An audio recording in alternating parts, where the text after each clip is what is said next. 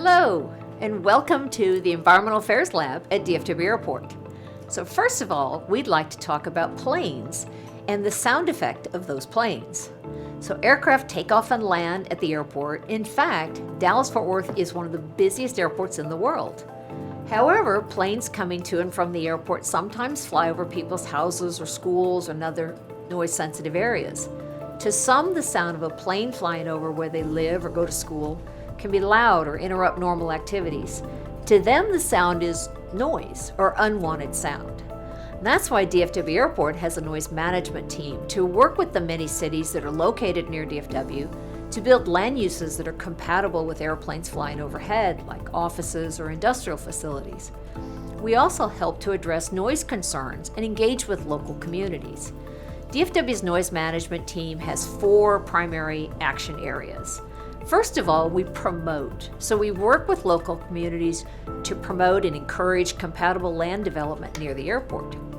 We listen. So we have noise monitors on and around the airport to listen and measure the sound of the planes and other noise sources in the community to learn how much the aircraft contribute to the overall noise in the community.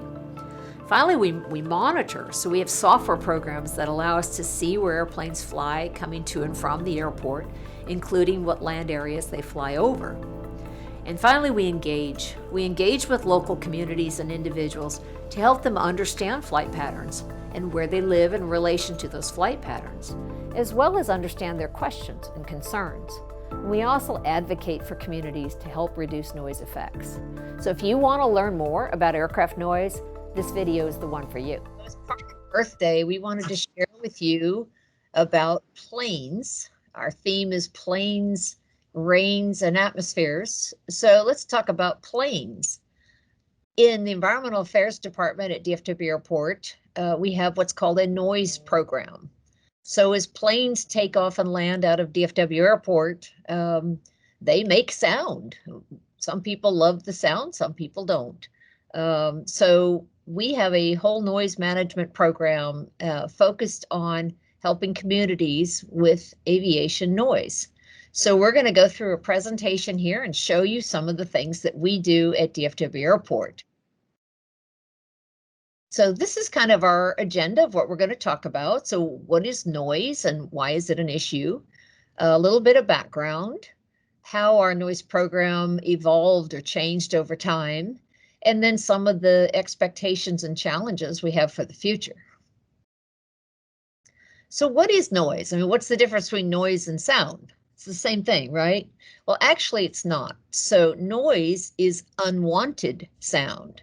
So maybe you're playing your music really loud and you think this is really great, but mom and dad tell you turn down the noise because to them it's sound they don't want. So it's very subjective. You can have 2 people standing next to each other and one is bothered by a sound and the other one is not, like my example of music and sometimes how our parents feel. But also we think about noise in terms of annoyance. Some people not only notice a sound they don't like, but it bothers them.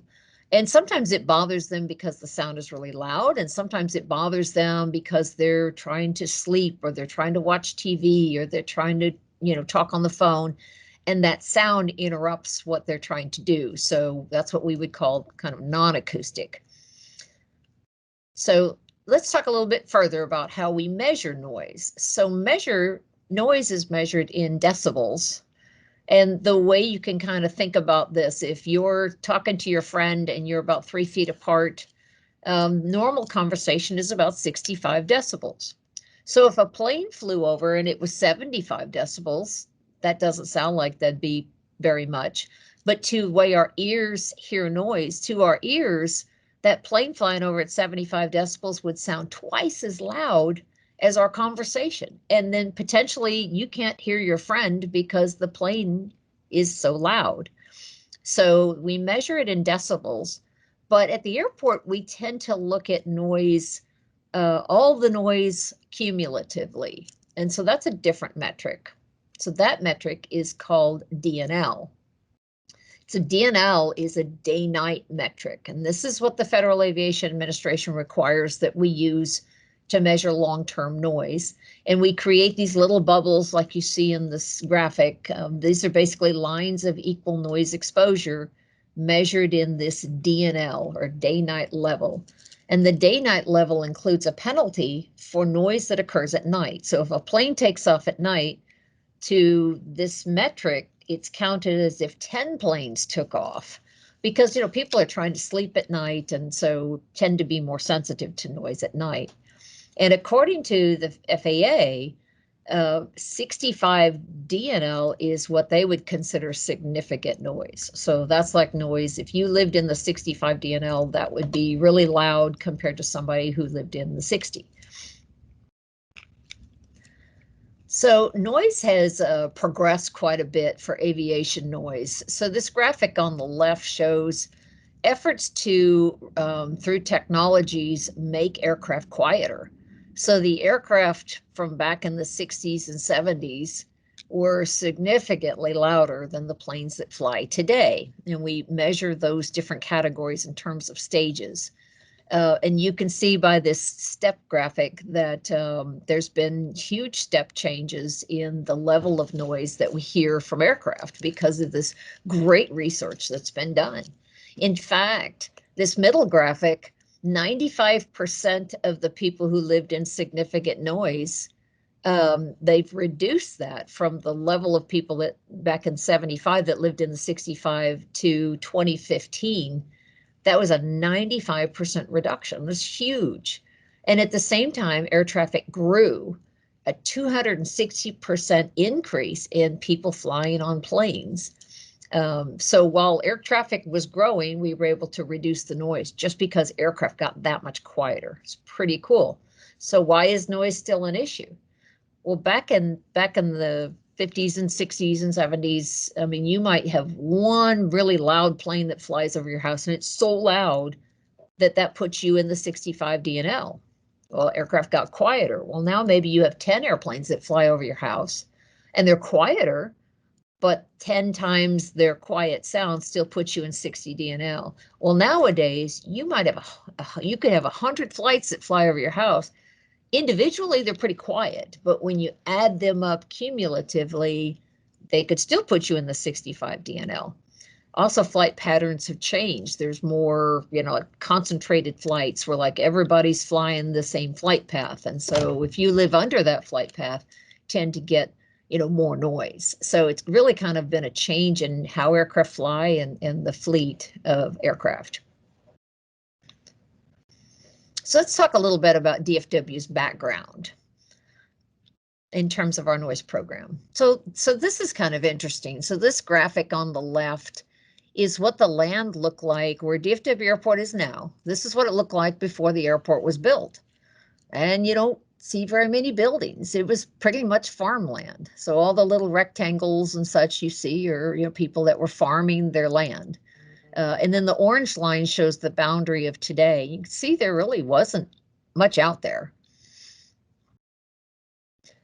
In fact, when they were designing and planning the airport, they had big ideas. They were going to build an airport that had 10 runways, 13 terminals, and 4 big cargo facilities. And we have a very big airport with a lot of runways. We don't have 10, we actually have 7. We don't have 13 terminals. We currently have 5. We're planning a 6th. And then we have cargo in various areas around the airport. So not exactly like it was envisioned, but pretty close. So let's look at how our land has developed. One of the cool things was back when the airport before it was built, they created a noise contour predicting what flights would be like and then predicting what that noise would look like from those flights. And then this was given to local cities to kind of help them understand where they should build houses versus where they should build, industry. So they were building industry and offices in areas where there was a lot of noise, and then houses further out. What we call compatible land use was what was built near the airport. So if you look at the airport today, so now you see a lot of development around the airport. So that's that same orange line that's our footprint. and there's a lot of development. Most off the ends of the runways is compatible development. So you do see some houses next to the airport. If I can point with my mouse, you see some houses that are near the airport here, but they're not where the flight patterns are. So that's pretty cool. So let's compare our airport to Addison Airport. Now, Addison is a small general aviation airport, got one runway. It's up here in North Dallas. Here's DFW, and we've got 1, 2, 3 runways on the west side, and then 1, 2, 3, 4 runways on the east side. So that's 7 runways compared to Addison's 1. But look at the land around Addison. So a lot of this is industry and businesses and such, but a lot of this is residential. So let's put this into some color and so you can see it a little bit better. So if you consider that orange is houses, and we don't really like houses next to an airport because that's where people live, you can see there's really not a lot of orange right off the ends of DFW's runways. There is some on the sides, but airplanes don't typically fly there. But at Addison, while they have a lot of the red and purple or industry, but the orange is all residential. And what's interesting, we have a little video from Addison. This is a plane landing in Addison, and look at all the buildings here. Big, tall buildings. So when you try and land at Addison Airport, you got some tall buildings to deal with, and that's not something that we have to work with here at DFW Airport. So we look at land use in different categories, and this is what the Federal Aviation provides to us. And it tells us, if you're residential, and they break it out in different ways. If it's like a single-story house or an apartment or a mobile home, then depending on your noise level that you live in, if it's this orangey color, it's not recommended. If it's the yellow color, it's okay. So we have residential, we have institutional, which would be like churches, schools, hospitals, libraries, and other types of land uses. And then this graphic kind of gives us an idea of what's okay to build where. And this is really helpful for us to give to cities around DFW Airport so they understand where they can build to be compatible with DFW Airport operations. And this is some regulations that you can look up if you like that we use to help us with our land use compatibility. So let's talk about how our program evolved. So many years ago when the airport was built, we were kind of in what you would say a reactive mode, where things happened and then we had to react. So we had a couple legal issues with 2 of our runways where, because of the noise and how that was affecting communities, there was some lawsuits and some settlements, and in some cases that impacts how we can use these runways. This runway here, 17 left, 35 right, was one of the last runways that was built, but there were quite a bit of legal action over that runway. And once somebody files a legal action, then we have to react to whatever that said. Well, over time, we thought, there's a better way. So we developed a noise program. We developed noise and flight track monitoring, which we'll talk about. We developed an engagement program with our local communities and actually developed a strategic plan for how we were going to approach noise. And we look at that from both the local level, meaning DFW Airport, regional, meaning the whole Dallas-Fort Worth Metroplex, and then nationally, and have been able to provide leadership in those areas. But those lessons learned led us over here to a more proactive strategy. So now what we do, we built relationships with local communities, and when there's changes that may affect communities, we go out and talk to them and tell them in advance and get their input, so that they're a partner in the process. And then we also developed, when I say tools here, I mean like software programs that we can use to help give us information so that we can be very transparent to our local communities.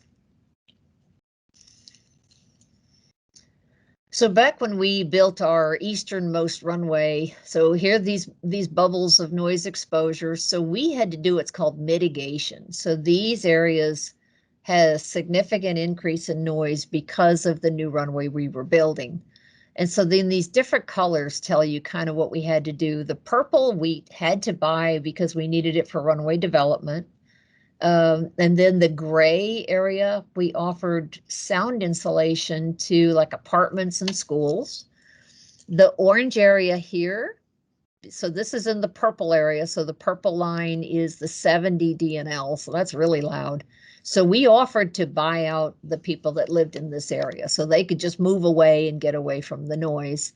But the people that lived right here, what we did is we bought what's called an easement over their house. So we basically paid them money to have an agreement that we could fly over their house, and they were compensated.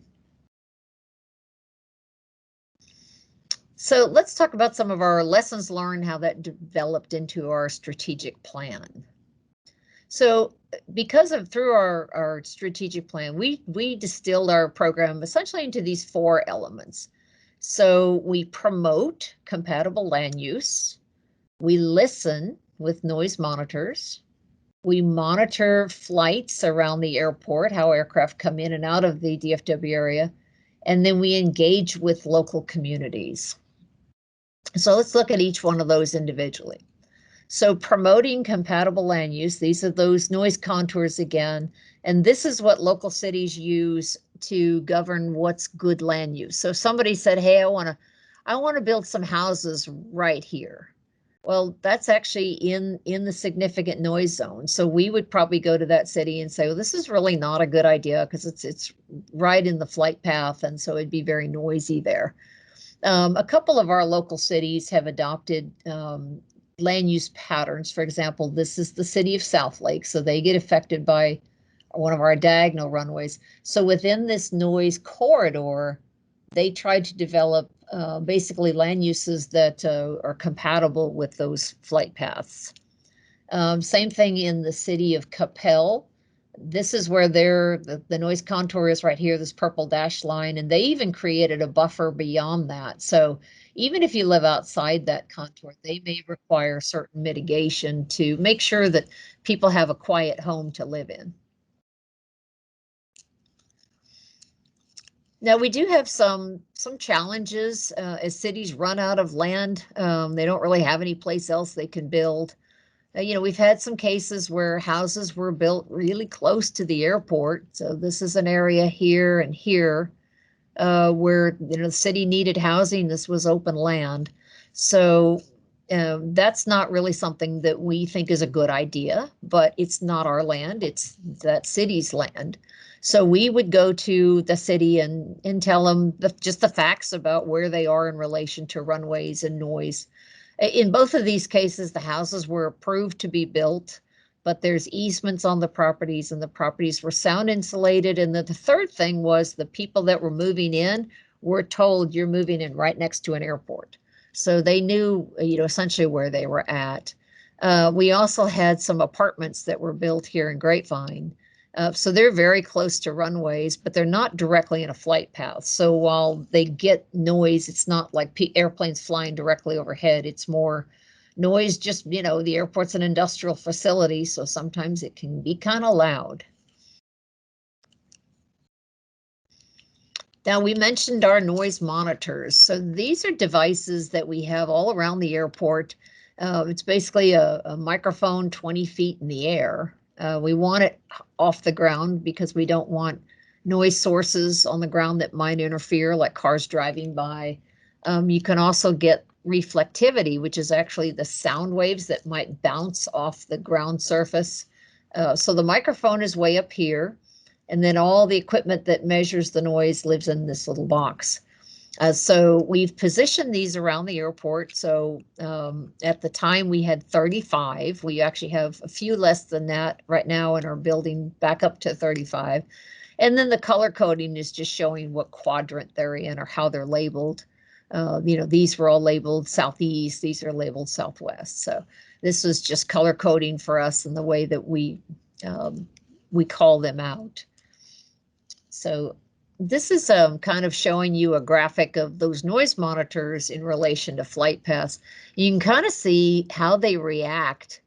Like they turn from green to blue to red as noise aircraft fly over them. And so we don't measure individual noise and say, well, that one airplane was too loud. We don't. We look at all of the aircraft together cumulatively, remember, using that day-night level metric, DNL, and that's how we determine, how our noise is in relation to what the actual noise is versus what we had predicted the noise to be. So this is kind of a fun graphic. It looks kind of like when you kick an anthill and all the ants come running out. But basically, aircraft take off and land into the wind. So we really have two primary flows. This is south flow. So aircraft come in from the north to land to the south, and then they take off to the south. And if you look at this area as a box, so the arrivals come in at the corners of the box. So here's some more coming in the corners. And then they take off and then they depart the sides of the box. So this is what we call south flow. When the winds blow out of the north, they do the same thing, just opposite direction. So now they take off to the north and they land from south to north. And then every now and then the winds are really, really strong and we get into what's called west flow, which the winds are so strong we can't use our north-south runways and the aircraft land on our diagonal runways. So that's some really unusual patterns. And then this is super cool. We have the ability to show like where rain and storms are in relation to those flight paths. And FAA tries to keep the aircraft from flying through storms. So sometimes we get some really unusual flight patterns when we have rain and storms, and they're trying to fly the airplanes where it's not storming.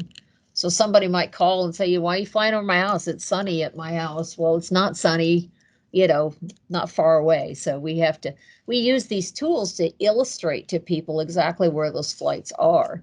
If you think about it, if you went to the FAA tower where the FAA controls the planes, they have like an airport airspace map. So they couldn't tell where your house was, but we can do that. We can take the flight tracks and put it over a map, find out, put on the map exactly where you live, and then where do planes fly over in relation to your house. So these tools are really helpful as we're talking to communities and talking to individuals. Now, airspace has changed over time. So this is what it used to look like. This was back in the day when air traffic would tell the pilot, turn right, heading 010, climb, maintain 3000, and then the pilot would acknowledge and he'd make the turn. And so there was a lot of what we call dispersion. So not everybody turned at the same spot. They were kind of scattered all over. And this is like a heat map. So you can tell where the primary concentrations of traffic are, but then as aircraft turn, then there's a lot of dispersion of those tracks. And then in 2005, we went to a process where the aircraft basically navigate by satellite, and they can program this into their flight computers. It's sort of like using Google Maps to get you from point A to point B. But so most all the aircraft are tracking the same route, depending on where they're going. So you can see there's these concentrations of tracks in very tight corridors. We still have some dispersion, but much less than we used to. So that was a big change, but it's much more efficient in terms of how airspace is used.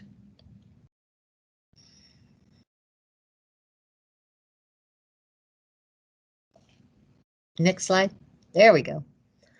So the other thing we talked about, our fourth pillar, was we engage. So that means we talk to people. We talk to the communities around DFW Airport. We also talk to our internal staff and we let them know what's going on. So we provide information internally to let people know what we're doing, and that helps make our executives be aware and make proper decisions. But we also work with the communities. Now, this was a case where this runway doesn't get used very much for departures. And this is kind of a sensitive runway because most people don't experience departures. So when we do use departures, we want to make sure they track this center line. So we worked with FAA, and FAA actually put some lines on their map so they could watch these aircraft tracking out. And then I think we have a little video. So this is aircraft taking off on that runway. Now what we did is we used what's called geofences. So these boxes here and here give us an alert. So we get like a notification if an aircraft comes into this box and this one. And as long as they track straight out, which is what we want, then we won't see any more notifications. But if one of these aircraft turned early, they would trigger this geofence. Or if they turned early this way, it would trigger that geofence. So this helps us to be able to keep track of what's going on that runway using technology. So we get notifications, but we don't have to sit and stare at this runway all the time. And finally, we meet with the community. So when we have a project coming up where we might need to talk to people, then we have a meeting with them. These days we meet remotely, so we might meet via Zoom or some other online format.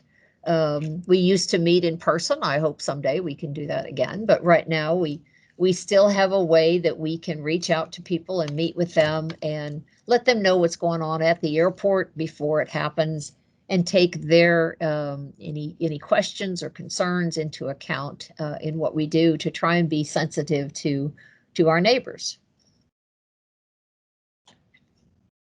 Now, in order to do this, we need to have some data and tools. So when I say tools, I don't mean like a screwdriver. I mean like software programs, and that kind of like apps for your phone. So let's talk about a few of those. Now, one of these things we do track is noise complaints. So people might call the airport and ask, you know, or comment that or complain that they don't like the flights. Did I mess this up? There we go. So this kind of shows you the complaints over time from way back in the 90s. Now, this is when we opened a new runway. And so there were a lot of complaints then, but then people found out, oh, that's not so bad. And then the complaints dropped off. In here, we started doing some runway maintenance where we had to close a runway for 30 days or so. And then other factors that impacted people's reactions to noise. So, and these are kind of listed here. We also track where noise complaints come from in terms of cities. So this next slide is a cool video that shows, this is going back to 1998 all the way up to the present. So DFW is this little brown guy in the center. And then what looks like, you know, big tall buildings, those are actually people that contacted us with a complaint. So if the little square is pretty short, that means maybe they only called once or twice. If they're tall, then it means that, well, they probably called a lot. And as time goes on, then complaints change. So we kind of don't have really complaints here anymore, but then we started getting complaints in other areas as the complaints changed. So depending on what city you're in, every time we got a complaint from a city, it would pop up on the map. So we had somebody lived way out here, but he's right where those aircraft are coming into the airspace, and so he calls. We have a few people here in Arlington and in Flower Mound that make a lot of complaints because they're, you know, they don't like flights over their house. That's okay. And if somebody calls to complain, our job really is to help people understand where they live in relation to noise. We can't move the flights. You know, we're not going to move flights from one place to another. It's really helping them understand how planes fly and then where they live in relation to those flight patterns. So that's really what we do with complaints. But another cool thing that we do is we try and figure out, you know, what's really the root cause. So if somebody calls to complain, what are they calling about? So these pie charts show you by city where we get complaints. You can see by the colors kind of what those cities are. But if we look at the root cause, it's like the biggest challenge we have, it looks as this blue area, which is related to, we have a runway closed right now. And so planes fly where they don't normally fly. And so that's kind of creating more complaints than we would normally have. Also related to that closure is these are planes taking off, planes landing on runways that are not typically used or not typically used as much. So right now, about 50% of our complaints are related to a runway closure that we currently have going on. But the rest of them, we have some people, they don't like it when planes are landing and come over their house in certain wind conditions. They don't like flights early in the morning. They don't like when, because of weather, planes have to turn and fly over their house. So, but by tracking why people are complaining, it helps us understand the community sensitivities. And then as we're planning runway closures or things like that, then we can take that into account and as best we can try and minimize the noise related to the operation of the airport.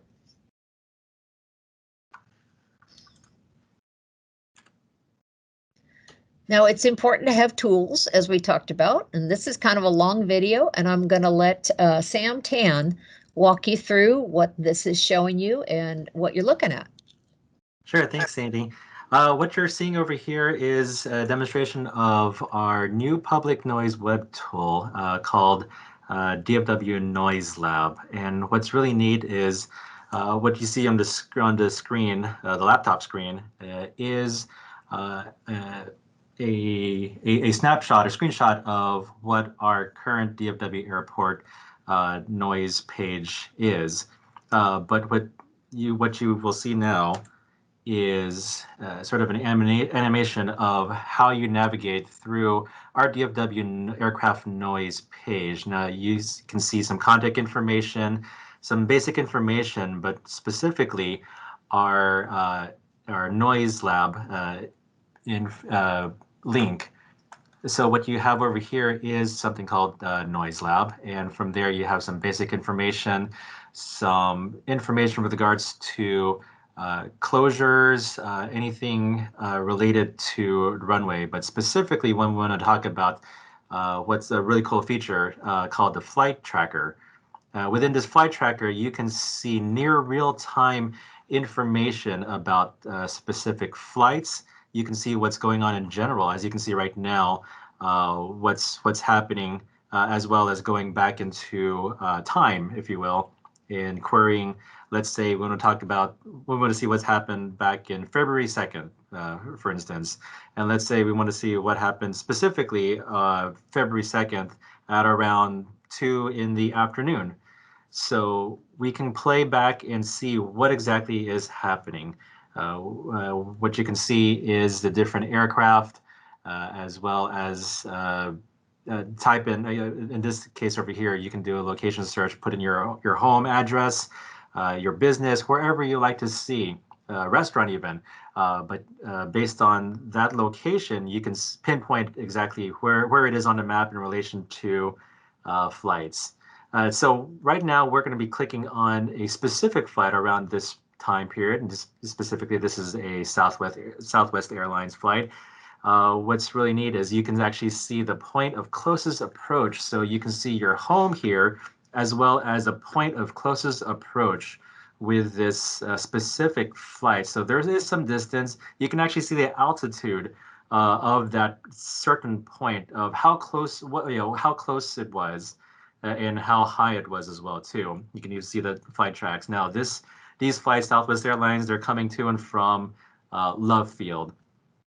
Because we did go back, quote unquote, in time, we can actually speed up the animation, and that's pretty neat because without having to see it in real-time motion, you can actually see on a quicker pace what's happening over at a certain time. So you kind of maybe want to see what happened during that whole hour, or whatever was going on in the case. In this case, you can speed up, as you can see, 50 times the normal rate.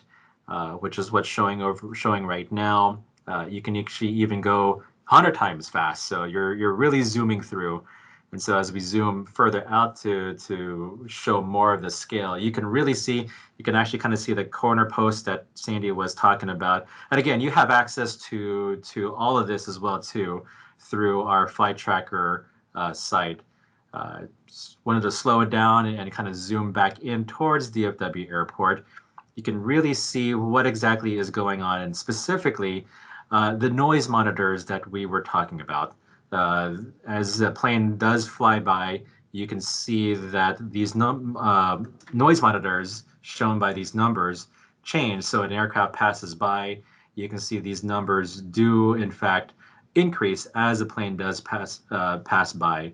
So like over here with South Northeast 6, you can actually see the noise chart levels as they're going along and see what happened, up to 5 minutes prior to what's showing here. So you can really see the correlation between the flights going by as well as the noise monitor levels going up and down as well. So just wanted to point that out to you. Again, feel free to explore and let us know if you have any questions about that. Back to you, Sandy. Thanks, Sam. That is so super cool. And I hope you all will go check that website out because it's really neat, and you can put your own address in and figure out what's going and flying over your house. So let's move on to the next part of our presentation, and that's our runway rehabilitation program. So we actually have a program right now. Our infrastructure at our airport is, some of these runways were built back in the 70s, some were built in the 80s, and they take a lot of pounding of aircraft landing on them. And so as we do our runway rehabilitation program, it's important that we go out and talk to the communities about, what's that going to mean for them? So like in this graphic right here, this is what flights would look like in normal conditions when the winds are out of the south. So the green are aircraft that would land, the blue are departures. So you see aircraft landing on this runway right here. This runway is 18 right, 36 left. So if we close that runway, well, those aircraft have to go somewhere. So that means there's a lot more planes landing on this runway and this one and this one. So these people who normally get flights get a lot more flights than they're used to. So we need to let those communities know, and so that they can tell their residents as well. When the winds are out of the north in normal conditions, this is kind of what it looks like in terms of aircraft landing, aircraft taking off. And this runway is really used very rarely for takeoff and mostly just for small, what we call turboprop aircraft. But when you close this runway, what the FAA ends up doing is they move the arrivals to this runway, which is normally for departures. They do take some aircraft off of that runway, but a lot of aircraft shift over to this runway. And this is not a runway that's usually used for departures. So it's important for us to talk to the communities before all this happens, let them make sure their citizens are aware. The last thing you want is somebody having a plane flying over their house and going, well, what's going on? Nobody told me, I didn't know. And you want them to know in advance. And so they know it's just temporary. They know why you're doing it. And that really helps a lot. When people understand what's going on, then they're more apt to accept what's going on. So they may not like it, but they understand it's just temporary. And, just like you have to fix the roads in your city, you have to fix runways at an airport. So next slide, Sam. So this is kind of looking at our runway program, our different runways. So this runway here and this one are both primary arrival runways. So while they were built in the mid 80s, they'd get a lot of pounding from aircraft landing on them. So we rehabilitated this runway back a couple of years ago. Now we're working on this runway right here, this 18 right, 36 left. And we will be rebuilding all these other runways over time. You can kind of see by looking at this runway, all the black is when an airplane lands on the runway and the wheels first hit the ground and it leaves a little rubber behind as, the wheel goes from stop to going, very, very fast, leaves rubber on the runway. But you can see all that rubber deposited on the runway is part of the reason why this needed to be rebuilt.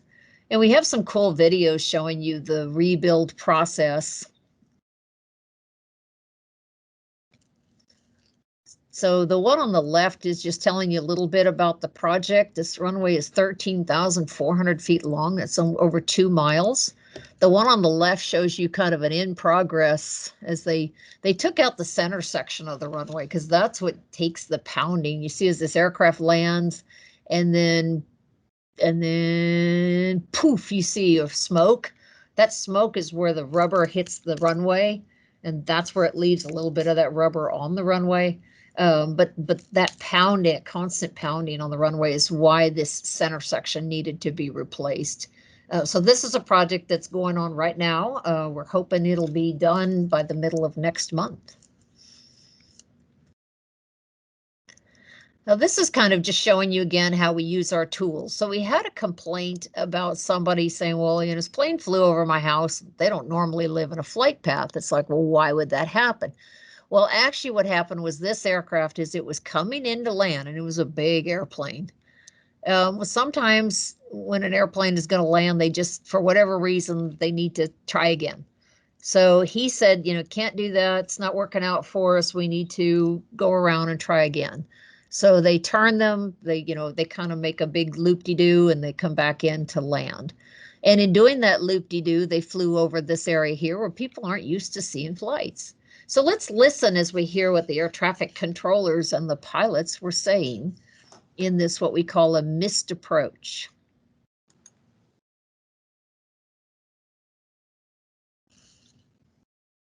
If we can get it working here. Maybe it doesn't want to work. Sorry about that. Sorry. Let me try to stop this and try again. Okay. So what we can record the conversations between pilots and air traffic controllers, so we can go back after the fact and figure out what happened. And that's what we did in this scenario. And so we're having to restart. Sorry about that, but we were able to go back and replay what happened. America 21, with you for 13, right? This isn't going to work for us. I think we're going to do a 360 here if we could. Oh no, that's even America better. 21, I blocked you. This isn't going to work for us. We're going to need to do a 360 here, vectors. So we can hear it.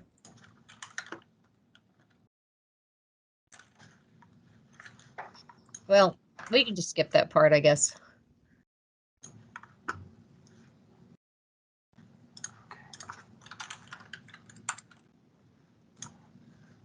America 21, with you for 13, right? This isn't going to work for us. I think we're going to need to do a 360 Yeah, I'm sorry about here if that. we could. That's okay. America 21, I blocked you. Well, it just doesn't want to work. Well, we'll go on, and I apologize for that, but you can always call our office and we'll show it to you. So let's talk about what's on the horizon for us and some of the challenges that we are thinking about as we plan our program. So there's a few things going on.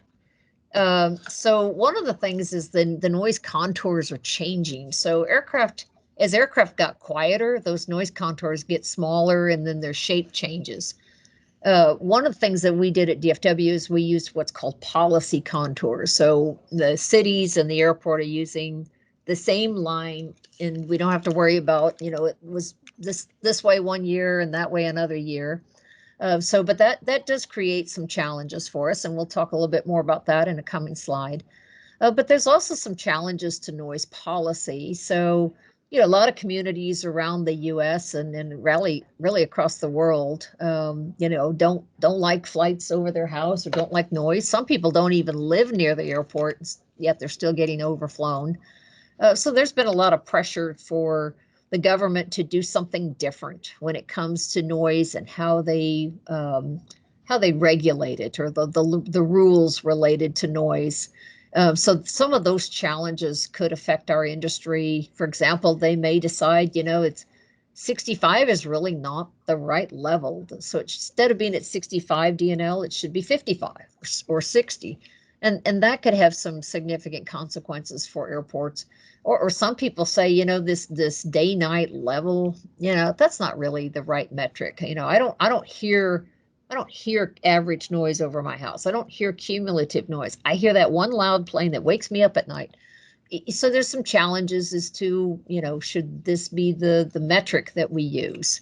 When I say we, I mean what the government regulates. And then even back in 2018, when Congress reauthorized the FAA, basically gave them money. In addition to giving them money, they said, we want you to do all these things to address noise, a lot of which the FAA was already doing. But so now they've got some deadlines and things they didn't have before, just because there's a lot of sensitivity related to noise. And then next gen, It's not Star Trek, but it's a program the FAA implemented to try and modernize air traffic control.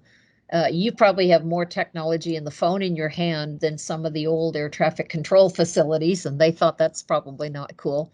So they're trying to make air traffic systems, bring that technology up to date. But that does change some flight patterns and has created some issues for communities. And then finally, we have some new aircraft vehicles coming into play in the horizon.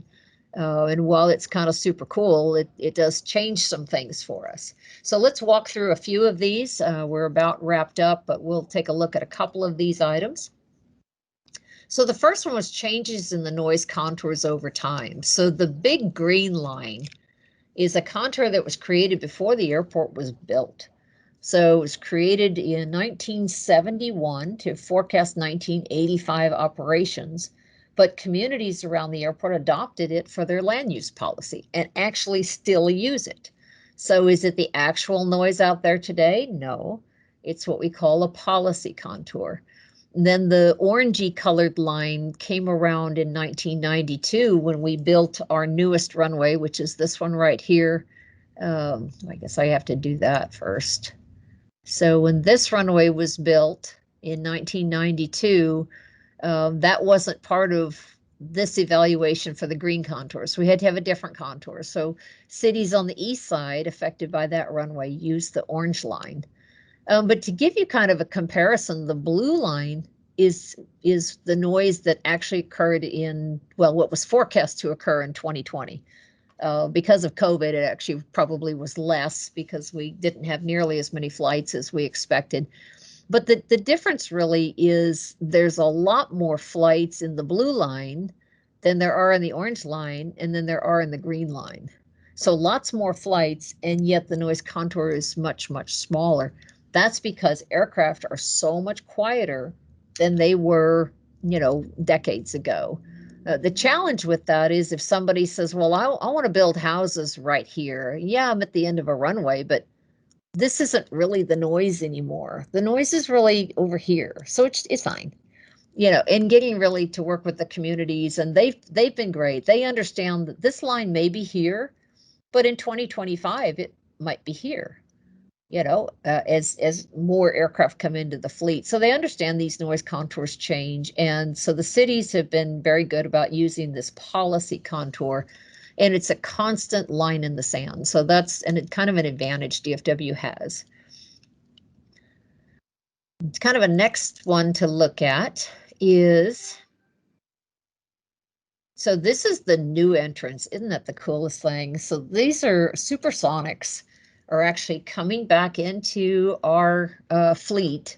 So NASA is building this aircraft's called the X-59, and it's a supersonic aircraft. It would be not supersonic over land where you get those big sonic booms. They would be supersonic over water, but would enable you to fly from, say, New York to Paris in, 3 hours or something like that. Really cool. A lot of the industry is looking at it. Gulfstream makes smaller business jets. They've come out with some supersonics. So we expect that supersonics are going to come into our fleet, maybe in the next decade. That's a very, very different aircraft than the aircraft that fly today. So we can expect that it's going to create some challenges for us from noise. It's probably going to be a bit louder than planes that fly today, and it'll be a different type of a sound.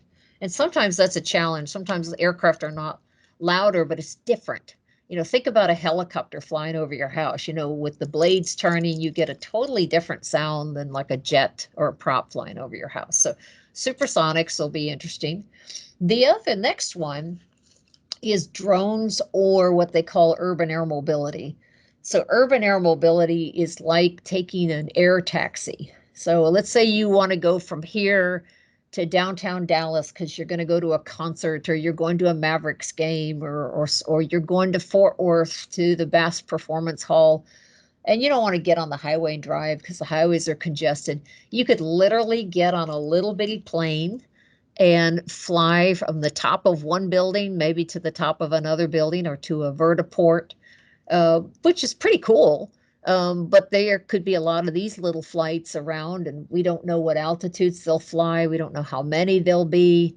And they don't follow normal routes because they're not necessarily going from an airport to an airport. So that could be very interesting.